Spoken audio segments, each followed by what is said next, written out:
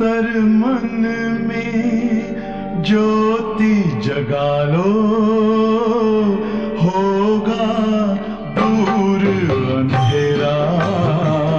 ओम शांति। आज के इस चिंतन में हम चिंतन करेंगे कि देखो, बहुत साल पहले की बात है,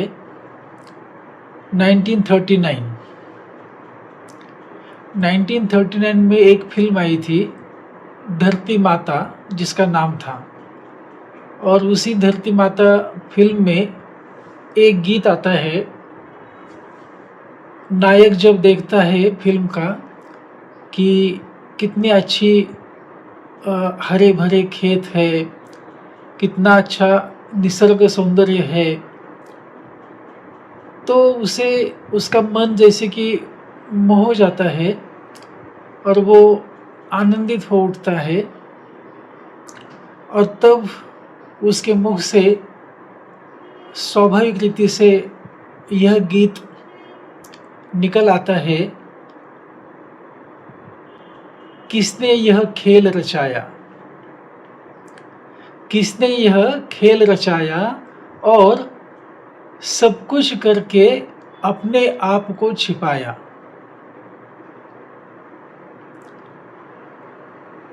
अब देखा जाए तो यह जो गीत के बोल है, सैगल जी ने गाया हुआ यह गीत है, किसने यह खेल रचाया। यह गीत के बोल आज की तारीख में भी हम सभी के लिए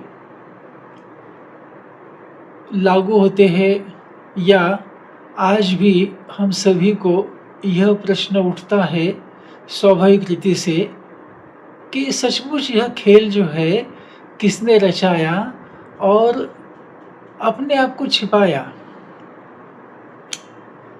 दुनिया में भी कहते हैं कि दुनिया बहुत सुंदर है, जीवन बहुत सुंदर है, तो जरूर इस खेल को रचने वाला कोई तो होगा। अच्छा, यहाँ पर यह भी बात है कि खेल रचाया ऐसा कहा जाता है।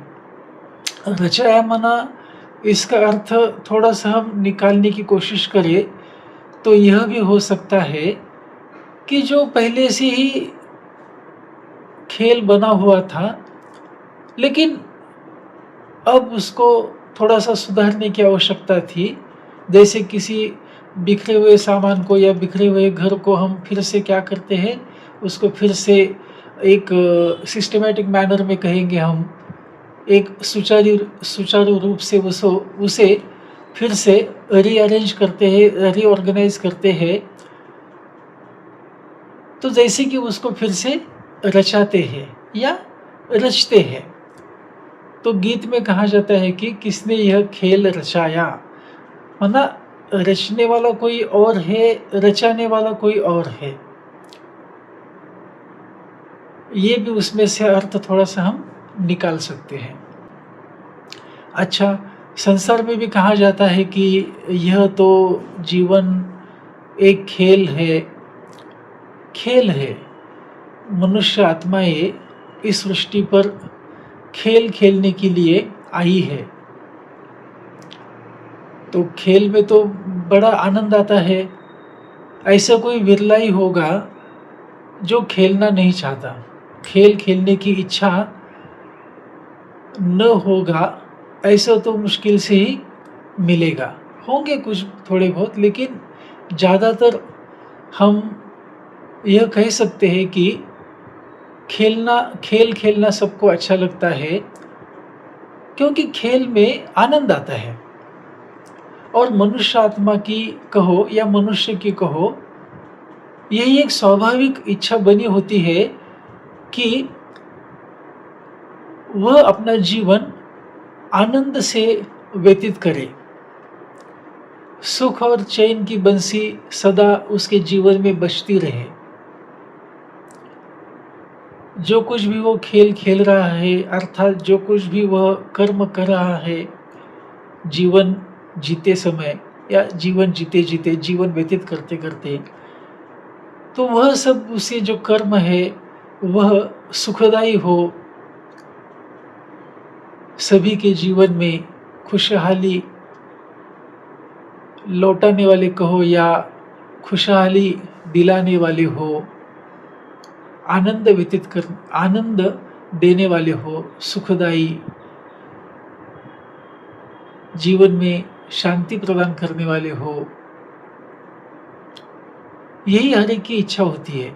और होता भी यही है खेल में। आप किसी बच्चे को पूछो कि आपको खेलने से क्या मिलता है, तो वो कहेगा कि आज तो बड़ा मज़ा आ गया, बहुत अच्छी तरह से हम लोगों ने खेला और काफ़ी समय से हमने खेला।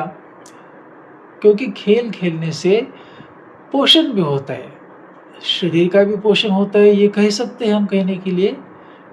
शरीर का पोषण होता है, मन का भी पोषण होता है, तन मन सब तंदुरुस्त हो जाता है खेलने से। तो ये खेल अवश्य है और खेल खेलना सभी को अच्छा भी लगता है। लेकिन अगर हम वर्तमान में थोड़ा सा इस बेहद की खेल की जिस हम बेहद के खेल की बात अभी कर रहे हैं उसके ऊपर थोड़ा नज़र डालें तो थोड़ा उल्टा पुल्टा हमको दिखाई देता है। ऐसा हमें प्रतीत होता है कि कोई भी मनुष्य आत्मा यह खेल जो है वो ठीक से नहीं खेल पा रहा है। भले वो खुद नहीं खेल पा रहा या कोई जानबूझ के नहीं खेल रहा है, दोनों बातें हैं। लेकिन कुछ तो गड़बड़ इसमें खेल खेलते खेलते हुआ है। अच्छा, यह भी कहा जाता है कि यह जो खेल तो जो है वो बड़ा एक्यूरेट है, इसीलिए तो कहते हैं कि जो भी होता है अच्छे के लिए होता है। भले कुछ बुरा भी घट जाए तो भी उसमें से मनुष्य की ये एक टेंडेंसी होती है कि उसमें से भी क्या अच्छाई है वो उसमें से निकालने की कोशिश करता है और फिर कहता है कि चलो ठीक है, जान तो बच गई। कहते हैं ना, सर सलामत तो पगड़ी 50। तो उस रीति से भी देखा जाए तो एक तरफ खेल कहते हैं एक्यूरेट भी है, फिर तंग क्यों होते हैं, परेशान क्यों होते हैं। अच्छा, इस खेल के बारे में यह भी कहा जाता है कि यह जो मनुष्य सृष्टि का जो बेहद का खेल है वह खेल दो बातों के ऊपर टिका हुआ है या दो बातों का बना हुआ है, स्मृति और विस्मृति।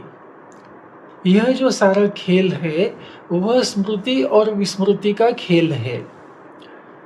जब हम स्मृति में होते हैं कि हम खेल खेल रहे हैं तो बड़े मजे आते हैं, और जब हम खेल खेलते खेलते खेलते जब विस्मृति में चले जाते हैं, खेल तो खेलना है, खेल तो खेल ही रहे हैं, लेकिन खेलते खेलते जब विस्मृत हो जाते हैं कि हम तो एक खिलाड़ी हैं, हमें खिलाड़ी की वृत्ति को धारण करते हुए खिलाड़ी समझ करके यह खेल खेलना है, यह जब भूल जाते हैं तब फिर क्या होता है, गड़बड़ घोटाला जैसे कि शुरू होता है। जैसे कि जीवन में दुख अशांति कहो या परेशानियाँ कहो, यह अनुभव में आना आरंभ होता है। तो आज हम इसी खेल के ऊपर थोड़ा सा चिंतन करेंगे और यह समझने की कोशिश करेंगे कि किसने यह खेल रचाया, किसके द्वारा रचाया,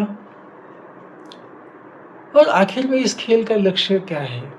या तो यह जो सबसे पहली बात यह हमको समझ लेना आवश्यक है कि इस बेहद की दुनिया में कहो या हम यह भी कह सकते हैं कि ये ब्रह्मांडीय नाटक में कहो, मुख्य रूप से इस खेल की 3 सत्ताएं हैं। पहली सत्ता है आत्मा, जिसको पुरुष भी कहा जाता है। दूसरी सत्ता है प्रकृति, जिसके अंदर ये सब 5 तत्व आ जाते हैं, धरती, आकाश, अग्नि, वायु, जल आदि आदि। तो पहली सत्ता होगी आत्मा। फिर आत्मा कहने में मैं आत्मा कह रहा हूँ, लेकिन इसका मतलब यह है कि मनुष्य सृष्टि में जो भी जितने भी मनुष्य है वह सारे अलग अलग इंडिविजुअली हर एक निराकार ज्योतिर्बिंदु चेतन शक्ति आत्मा है। आत्मा ही है जो अपने वास्तविक घर से, जिसको परम धाम कहा जाता है या ब्रह्मलोक कहा जाता है या शांति धाम, निर्वाण धाम कहा जाता है, परम धाम जिसको कहते भी है, तो ऐसे इस सूर्य चंद्र सितारों से भी पार जो छठा ब्रह्म महातत्व है, उस तत्व से जब हम सभी मनुष्य आत्माएं इस धरती पर इस 5 तत्वों से बनी हुई दुनिया में जब आती है, तो मनुष्य देह धारण करती है और फिर देह धारण करने के पश्चात हम अपना कर्म, अपना हर एक का अपना अपना कर्म है या अपनी अपनी खेल खेलने की विधि है, ऐसा कह सकते हैं। तो ये अपना अपना खेल खेलना एक दूसरे के साथ आरंभ करते हैं।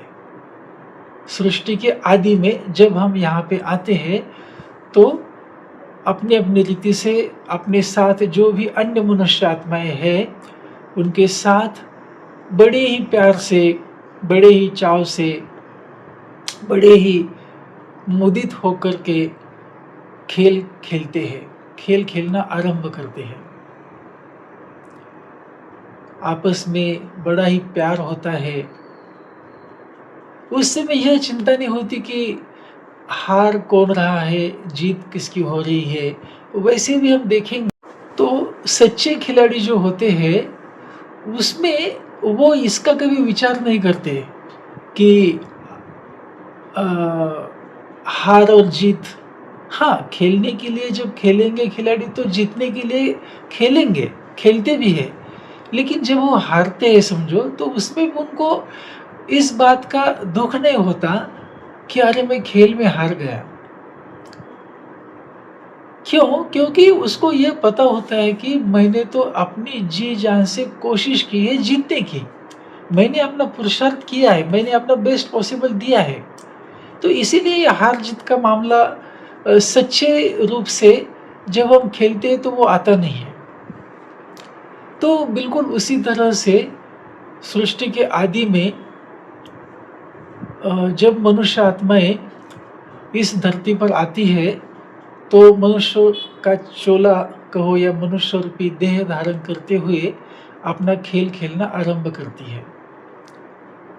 अर्थात वह आत्मा जो एक अलग सत्ता थी, इंडिविजुअल अलग सत्ता है, वह आत्मा रूपी एक सत्ता, प्रकृति रूपी जो दूसरी सत्ता, इंपॉर्टेंट सत्ता है, महत्वपूर्ण सत्ता है, उस सत्ता का आधार लेते हुए यह खेल खेलना आरंभ करती है, खेलना शुरू करती है। तो यहाँ पर एक बात यह भी देखने की है, यह भी देखनी आवश्यक है कहो या समझनी आवश्यक है कि बिना प्रकृति आत्मा भी कुछ नहीं कर सकती।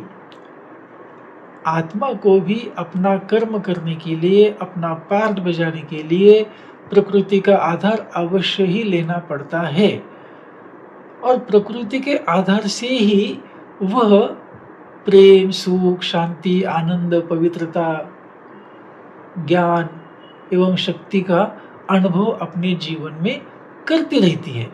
नहीं तो निराकार ज्योतिर्बिंदु आत्मा अगर किसी शरीर में नहीं है समझो, प्रकृति का आधार उसने नहीं लिया है, तो वो ये महसूस नहीं कर पाएगी। ना वो सुख महसूस कर पाएंगी, ना वो शांति महसूस कर पाएंगी, ना वो यहाँ इस खेल का जो मज़ा है वह वो ले नहीं पाती। इसलिए प्रकृति को पुरुष को आधार देना ही है। पुरुष के लिए ही हम यह भी कह सकते हैं कि पुरुष के लिए ही प्रकृति बनी हुई है।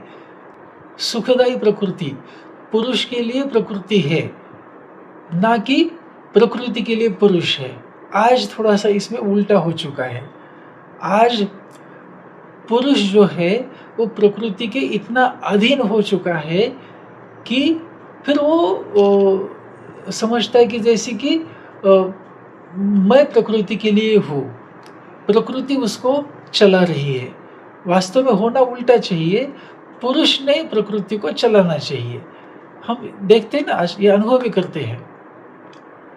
तो शुरू की जो बात हम कह रहे थे, तब तो खेल बड़े मज़े से चलता है, अच्छा चलता है।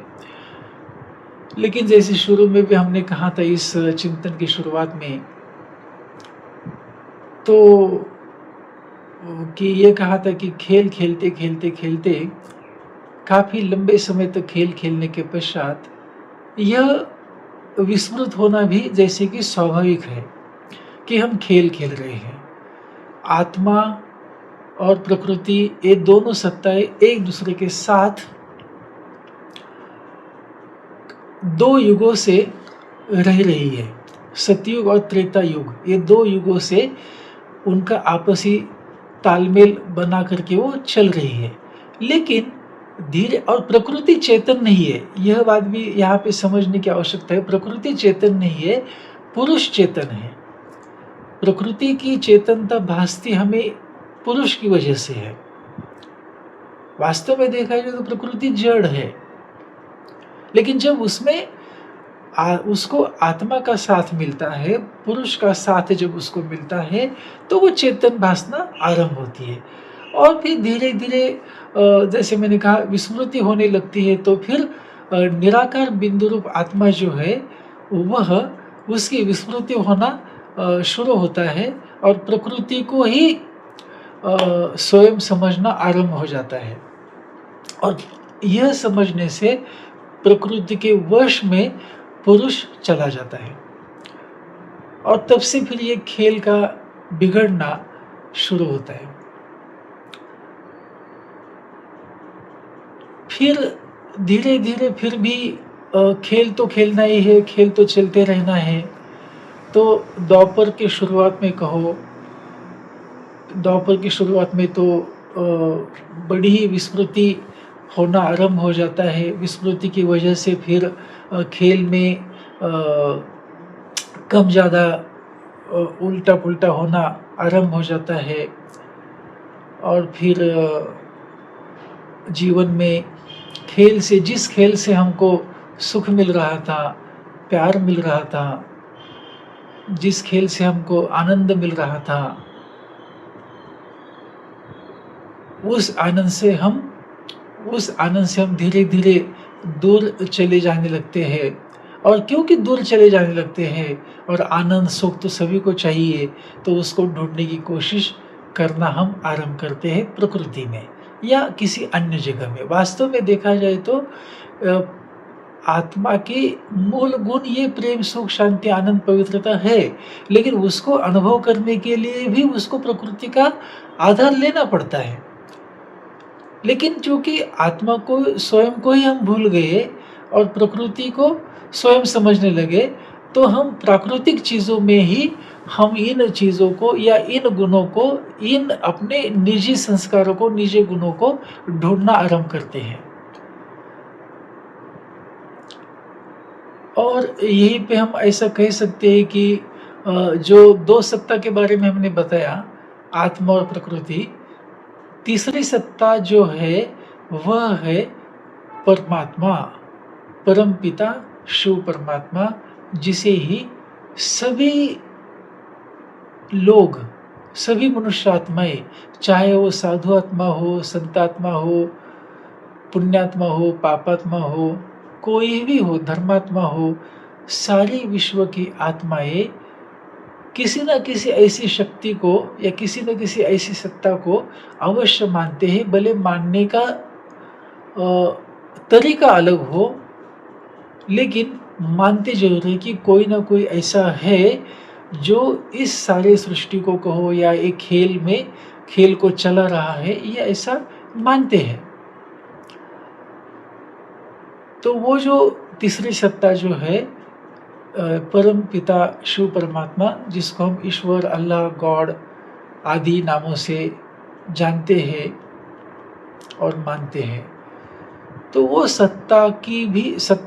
सत्ता को भी ढूंढना जैसे कि हम आरंभ करते हैं कि अरे ऐसा कौन है जो हमें फिर से अपनी खोई हुई कहो या फिर से हमें विस्मृति से स्मृति में ला सकता है, ऐसा कौन है। इस इच्छा के कारण कहेंगे हम, वह उसको ढूंढना आरंभ करते हैं। तो ये भी एक खेल का ही हिस्सा है वास्तव में। ये भेद का खेल इसीलिए इसको कहा जाता है। इस भेद के खेल में खेलते खेलते एक तो भूल जाते हैं स्वयं को, और फिर तीसरी जो सत्ता है, परम सत्ता है, परम प्रकृतिपति जो है, उस परम सत्ता को ढूंढना शुरू करते हैं। लेकिन परिचय तो है ही नहीं है, कौन है क्या है, तो इसलिए फिर वो भक्ति, जिसको इस ढूंढने को ही भक्ति कहा जाता है, क्योंकि भक्ति में हम तो भगवान को पुकारते हैं, कहते हैं छोड़ भी दे आकाश सिंहासन, इस धरती पर आ जाओ, हे दूर देश के रहने वाले, पुकारते हैं हमको इन दुखों से छुड़ाओ, हमको गति सद्गति दो, हमको पतित से पावन बनाओ। ऐसे भक्ति में तो कहते हैं कि तुम तो ऊंच हो, हम तो पापी है, नीच है, छल कपट करने वाले हैं, हमको इनसे मुक्ति दिला दो, यह भी भक्ति में कहते हैं। तो ये एक प्रकार से उस परम सत्ता को खोजना आरंभ करते हैं, खोजने की प्रक्रिया है ये भक्ति माना, और दूसरा कुछ नहीं है, उस परम सत्ता को ढूंढने की कोशिश करना है। तो इस तरह से जब द्वापर भी बीत जाता है और कलयुग के अंतिम चरण में जब हम आ जाते हैं, तो विस्मृति तो परमता की तरफ चली जाती है। हम यह बिल्कुल ही भूल जाते हैं कि हम एक निराकार ज्योतिर्बिंदु आत्मा है और देह हमारा कर्म करने का साधन है, यह भूल जाते हैं, और प्रकृति हमारे ऊपर हावी हो जाती है। हम प्रकृति के वश होकर के चलने लग पड़ते हैं। हम अपने स्थायी स्वभाव को या अनादि स्वभाव को, अर्थात प्रेम, सुख, शांति, आनंद, पवित्रता को बाहर ढूंढना आरंभ करते हैं और ढूंढते रहते हैं। बड़ा मकान चाहिए, बड़ी गाड़ी चाहिए, बड़ा घर चाहिए, अच्छे कपड़े चाहिए, अच्छे जूते चाहिए, ये अच्छे संबंधी चाहिए, अच्छे रिलेटिव चाहिए, ये वैसा है, इसने मेरा सब काम खराब कर दिया, ऐसा हो गया, वैसा हो गया। ये सारी बातें, इन सारी बातों का झंझट, या इसी में हम उलझते जाते हैं। अच्छाई को पाने की कोशिश करते करते हमको हमेशा और भी अलग अलग समझो दुखदायी बातों का ही सामना हमको करना पड़ते रहता है।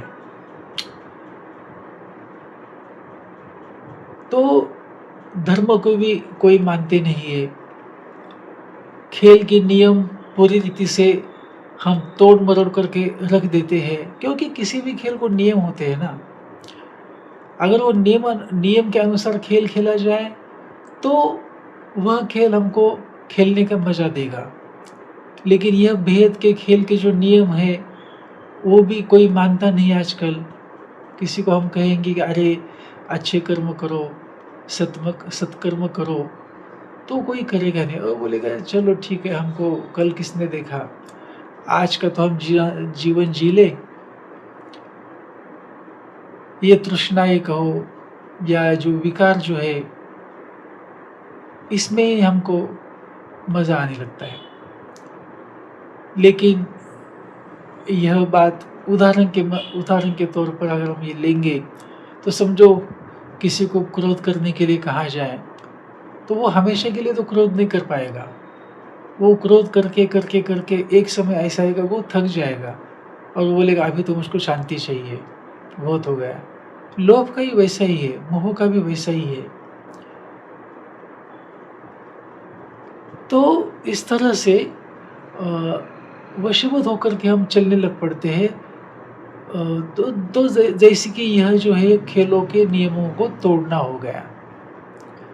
कर्मों की गुह्य गति को समझ नहीं पाते हैं, स्वयं को अविनाशी आत्मा समझने के बजाय जब हम देह को समझते हैं, जब हम स्वयं को देह समझते हैं तो देह तो विनाशी है। हमको लगता है कि कल किसने देखा, खाओ पियो मजा करो।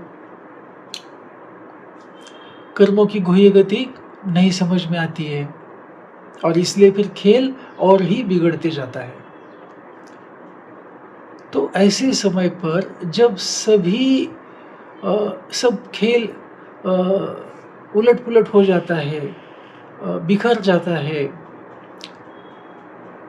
तब वो जो तीसरी सत्ता है जिसको हमने ढूंढा था, जिसको हमने पुकारा था, वो परमपिता शिव परमात्मा इस धरती पर अवतरित होकर के प्रजापिता ब्रह्मा के मुख कमल के द्वारा यह सारा जो ज्ञान है, आत्मा, परमात्मा और प्रकृति का जो ज्ञान है, कर्मों की जो गुह्य गति है, यह सारी रहस्य उजागर करते हैं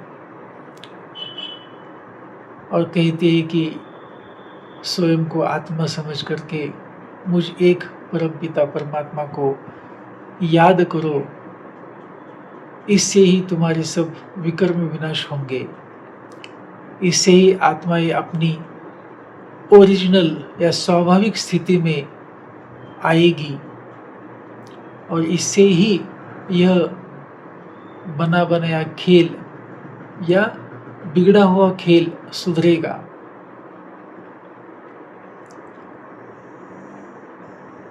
और ये चूंकि प्रजापिता ब्रह्मा के मुख कमल द्वारा ये ज्ञान देते हैं, तो इसीलिए कहते हैं कि वो ब्रह्मा जी फिर औरों को ज्ञान देते हैं और उनके मुख कमल से जो ज्ञान मिल रहा है वो बाकी के मनुष्य मात्र भी सब सुनते रहते हैं, अपने आप में परिवर्तन करते रहते हैं।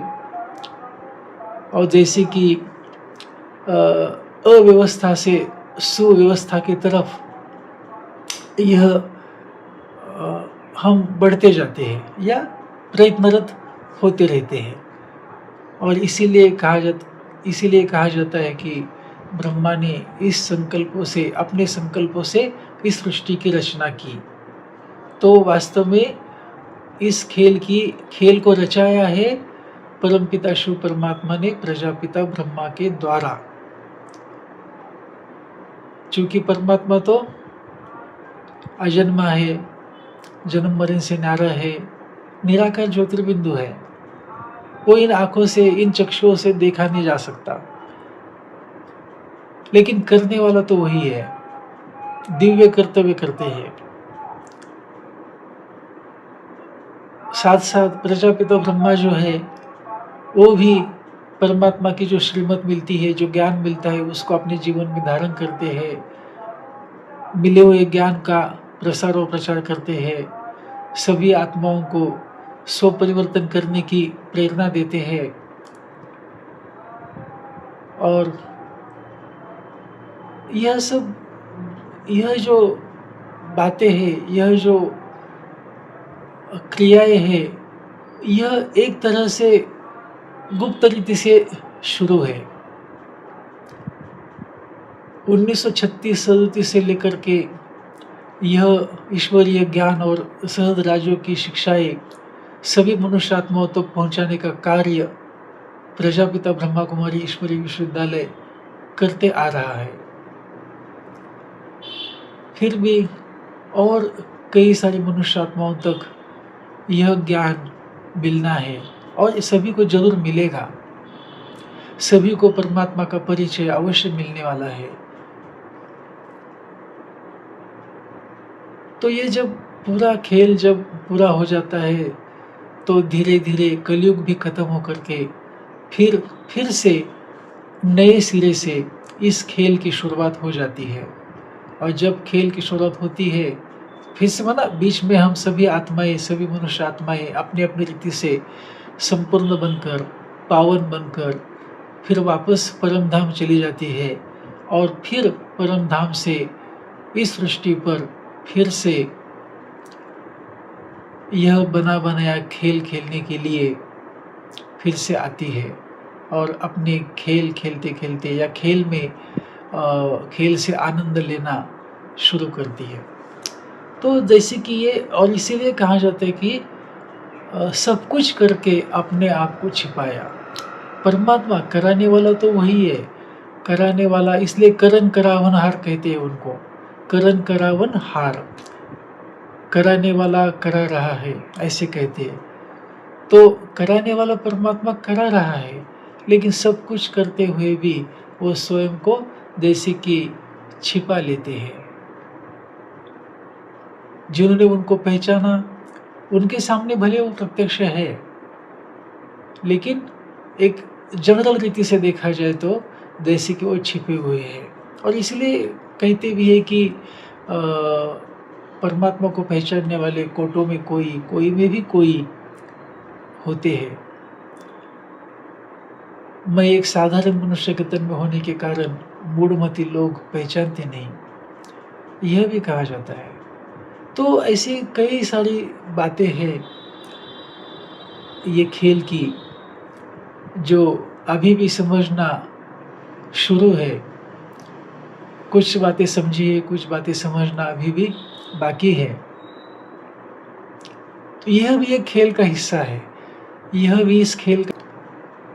और यहाँ पे अंत में एक थोड़ी सी बात बता के हम इसको समाप्त करेंगे। जो हमने शुरू में भी कहा था कि यह खेल बड़ा एक्यूरेट है, बड़ा एक्यूरेट है। इसमें हम ऐसा क्यों, वैसा क्यों, अरे मेरे साथ ही ऐसा क्यों, वो ऐसा क्यों है, ये क्या हो गया, ऐसा हम वास्तव में देखा जाए तो कह नहीं सकते। भले कहते हैं, लेकिन वो भी एक्चुअली एक खेल का पार्ट है, खेल का ही हिस्सा है। क्यों नहीं कह सकते कि ऐसा क्यों?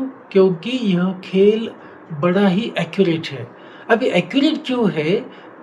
क्योंकि जब हम इसको एक्यूरेट समझ करके चलते हैं, यह स्मृति में रख के चलते हैं, तब कोई भी परिस्थिति हो, कोई भी विपरीत परिस्थिति क्यों न हो हमारे सामने, तो भी हम उस परिस्थिति की तरफ देखने का हमारा नज़रिया बदल जाता है। हम यह समझते हैं कि अरे यह तो परिस्थिति मुझे आगे बढ़ाने के लिए आई है, मेरी अपनी उन्नति में यह परिस्थिति सहयोगी है। और इसलिए कहते हैं परीक्षाएं आती है तो आगे बढ़ता है। परीक्षाएं न आए, पेपर ही न दे, तो फिर पास किस में हो, और कैसे हम पहली क्लास से निकल के अगली क्लास में जाए। तो इसीलिए प्रतिकूल परिस्थितियों का आना भी आवश्यक है, और वह भी खेल का हिस्सा है, और वह एक्यूरेट है, अच्छा है। लेकिन इस तरह का नजरिया रखते हुए भी, खेल खेलते हुए भी, परिस्थितियों का सामना करते हुए भी, हम हमारे अंदर यह अवश्य शुभ भावना रखें कि यह परिस्थिति जल्दी बदल जाए। जो कुछ भी गलत हो रहा है, कोई भी गलत कर रहा है, तो उसको भी सद्बुद्धि मिल जाए, उसको भी परमात्मा का परिचय मिल जाए, या वो भी उसके सामने की जो भी उलझने हैं उसको दूर करते हुए उसमें से बाहर निकल जाए, और वह भी सुस्थिति में, या वह भी अच्छाई के मार्ग पे चल पड़े। ये शुभ भावना भी हमको उस विपरीत परिस्थिति और उसके विपरीत परिस्थितियों के कारणों के पीछे भी, कारणों के लिए भी रखना आवश्यक है। जैसे कोई डॉक्टर होता है, वास्तव में डॉक्टर का काम तो है बीमार व्यक्ति को दवा देना। उसकी रोजी रोटी ही क्या है? लोगों की बीमारी के ऊपर है। लेकिन हर कोई डॉक्टर यही चाहता है कि रोगी, बीमार व्यक्ति जल्दी ठीक हो जाए। वो जानता है अगर वो ठीक हो जाएगा तो मेरा तो इनकम बंद हो जाएगा। लेकिन फिर भी ये वही हमेशा चाहता है कि कोई बीमार न पड़े, बीमार ठीक हो जाए। तो उसी रीति से हम प्रतिकूल परिस्थितियों को कोसते न बैठे, उसके प्रति, उस परिस्थिति में उलझे हुए लोगों के प्रति शुभ भावना रखें और हम भी आगे बढ़े, वो भी आगे बढ़े। अच्छा, ओम शांति। इसी नज़रिए से हम अपना पुरुषार्थ करते रहें। तो ये सुंदर सा खेल, यह बहुत ही अच्छा खेल है। हम सभी अपने जीवन में खेलते रहे और सब विजयी बने क्योंकि ये खेल तो हमको अपने साथ ही खेलना है। तो इस खेल में सभी विजयी बने, इस शुभ आशा के साथ सभी को ओम शांति।